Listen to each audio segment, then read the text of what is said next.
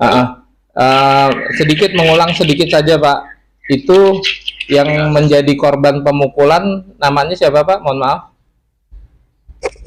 Yang dipukul namanya pakai habis nembak ke atas ditarik, yang dipukul namanya Oka.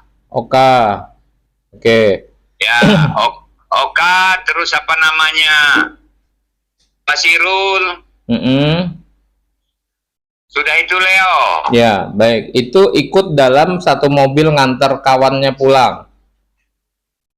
Ikut dalam satu mobil, bukan nganter. Ini apa namanya, nunggu kawannya. Oke, baik. Di daerah? Di lapangan sebelah rumahnya si Riko. Baik. Bisa disebut Pak nama daerahnya di mana?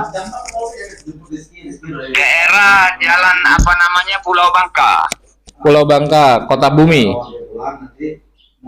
Jalan Pulau Bangka, Sukabumi. Bandar Lampung. Bandar Lampung, Kecamatan Sukabumi. Baik. Provinsi Lampung ya. Sukabumi. Jalan Cendana, Jalan Pulau Bangka ya kan? Ya, ya baik. Baik Pak.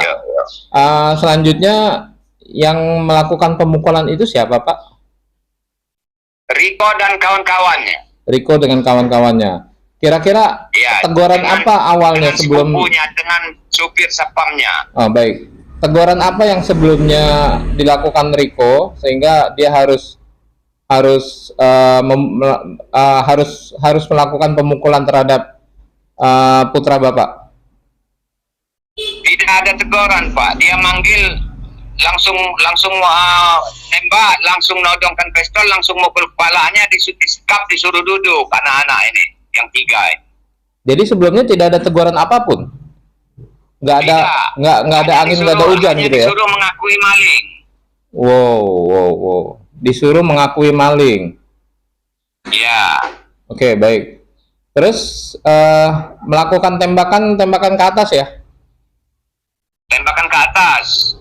Oke. Boleh tahu Pak, Bapak apakah tahu Riko ini posisinya sebagai apa sampai dia bisa megang senjata api? Nggak ada posisi apa-apa Pak. Dia barusan dia ketua DPC Gerindra dari Pesawaran, Lampung. Dan dia nyalon. Dia nyalek. Dia lagi mau nyalon. Oh, baik. Ya, artinya dia adalah dia sebagai calon ketua PAI, Advokat PAI. Oh, baik. Ya, lalu setelah melakukan pemukulan itu ada luka di kepala terhadap putra Bapak? Benjol sudah divisum, benjol semua anak-anak nih. Satu kepala, 2 pukulan, yang 3. Oke, nanti saya minta surat visumnya boleh dikirim Pak ya? Siap. Nanti kita ambil dulu ya Pak. Baik. Nah, yang nggak kalah pentingnya Pak, setelah melakukan pemukulan, lalu dari pihak keluarga setelah melaporkan kejadian ini ke yang berwajib?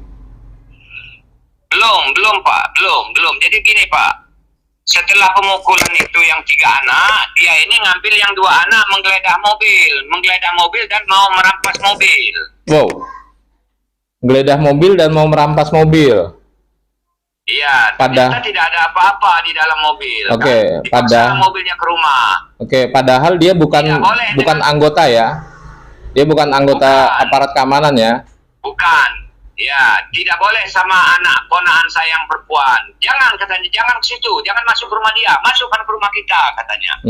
Taruhlah mobil itu di depan rumah adik saya, kan? Nah, terus dia mau nyusul papanya karena yang anak 3 ini diserap. Lalu mobilnya dicegat, dirampas, ditodong, langsung nembak lagi 1 kali, langsung dipelintir tangannya, diambil kuncinya, diambil HP-nya, dipukul sama HP anak saya. Baik. Nah, diantara yang ikut di situ ada yang sempat ngambil foto atau video kecil gitu Pak? Tidak bisa, tidak ada waktu lagi Pak, tidak kesempatan lagi. Baik, oke. Karena langsung ditodong semua. Oh, ditodong semuanya?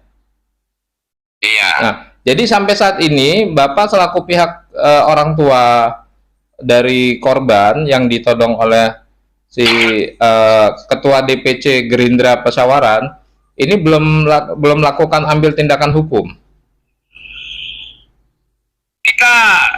Kita setelah kejadian itu begini Pak. Setelah kejadian itu saya belum sampai di sana karena nggak ada mobil-mobilnya di setrap di orang ditahan. Nah, mereka ini sudah lapor ke polsek. Jadi anak-anak saya itu diangkut ke polsek, orang 4. Yang satu yang perempuan yang ditempeleng tinggal. Oh, siapa yang punya inisiatif ngangkut ke polsek? Perintahnya si Riko. Oh, perintah Riko. Oke. Dan begitu sampai ke polsek, apa yang dilakukan polsek? Dari jam 3 malam itu kita susul mau dibawa pulang, nggak boleh dibawa pulang sama orang di polsek. Jadi mau diperiksa dulu. Diperiksalah mereka ini sampai jam 12 siang. Jam 12 siang dinyatakan tidak bersalah anak-anak ini, maka orang tuanya dipanggil oleh polsek. Datanglah saya ke polsek. Sehingga anak saya bawa pulang, diserahin polsek. Baik. Oke. Lalu setelah melihat kejadian ini, apa tindakan yang akan Bapak ambil selaku orang tua?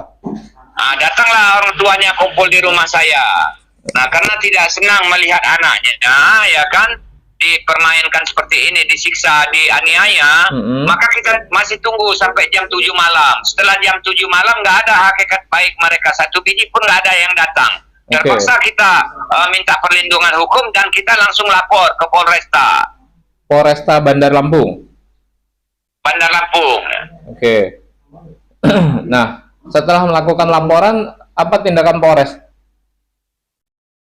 Ya ditanggapi, diterima Laporannya, tapi pihak terlapor belum dipanggil, belum dilakukan pemanggilan. Belum. Oke.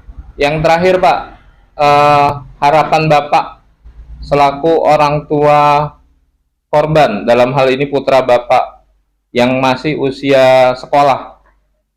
Harapan Bapak seperti apa sih untuk penegakan supremasi hukum di negara kita nih? Terlebih yang melakukan pemukulan dengan gaya koboi gitu. Dengan gaya koboi, terlebih dia adalah calon anggota legislatif dari Partai Burung Garuda Nengok Kanan. Ya, siap. Apa Pak? Minta perlindungan hukum Pak. Saya minta penegakan hukum yang sebenar-benarnya.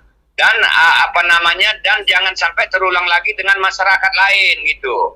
Dan saya sebagai orang tua tidak terima anak saya dituduh maling dan anak saya dianiaya Pak, karena anak saya tidak bersalah. Oke. Yang sebagai penutup Pak, Bapak kan biar bagaimanapun nanti di 2024 bakal menentukan pilihan nih, anggota legislatif mana yang layak dan pantas untuk menjadi penyambung suara rakyat di 2024. Menurut Bapak, karakter calon anggota legislatif seperti itu layak nggak jadi panutan rakyat sebagai wakil rakyat nanti? Kalau menurut saya sebagai Pak Mawardi, untuk pemimpin rakyat itu Pak yang harus bisa mengayomi rakyat, yang bersikap baik terhadap masyarakat. Kalau dirinya sendiri pun tidak terkontrol dan dia tidak bisa menghadapi dirinya sendiri dan tidak bisa menyelesaikan permasalahannya sendiri, apalagi mau ngurus rakyat Pak. Dirinya sendiri pun dia tidak bisa mengontrol dan tidak mengurusnya. Baik, makasih Pak Mawardi. Semoga ini bisa jadi perhatian di instansi terkait, khususnya Polri, lalu masyarakat bisa memilih, dan KPU sebagai wadah yang akan menyeleksi calon-calon anggota legislatif untuk memiliki calon anggota legislatif yang bermoral, bukan yang amoral.